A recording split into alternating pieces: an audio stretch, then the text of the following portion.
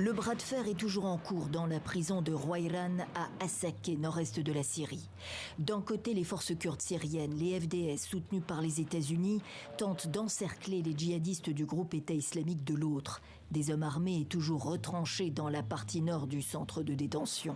Sur le toit, des soldats américains surveillent l'entrée de l'établissement où il y a 6 jours, une centaine de membres du groupe État islamique ont attaqué, camions piégés et armes lourdes à l'appui.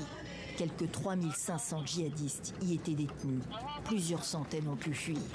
Mais le message des Kurdes ce mardi, c'est que des centaines d'hommes ont été rattrapés.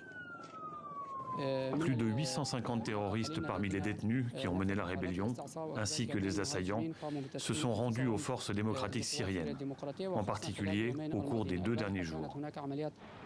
À l'intérieur, une quinzaine de gardes étaient encore retenus mardi par les djihadistes. Plus de 700 mineurs de différentes nationalités s'y trouveraient également, selon des groupes de défense des droits de l'homme. 10% d'entre eux auraient 15 ans ou moins. L'ONU redoute qu'ils soient utilisés comme boucliers humains.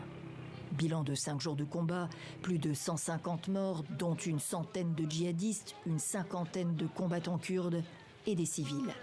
L'effroi pour la population locale. 45 000 personnes ont fui leur domicile. Notre situation a été désastreuse ces 2 derniers jours. On ne pouvait pas sortir. Ils rentraient dans les maisons et tuaient les gens.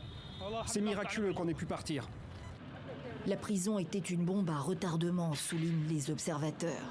Malgré leur défaite en 2019, les membres du groupe État islamique démontrent leur importante capacité de nuisance. Au total, 12 000 djihadistes de plus d'une cinquantaine de nationalités sont détenus dans le nord et le nord-est de la Syrie, aux grandes dames de leurs gardes kurdes, qui appellent les Occidentaux à rapatrier leurs ressortissants en vain.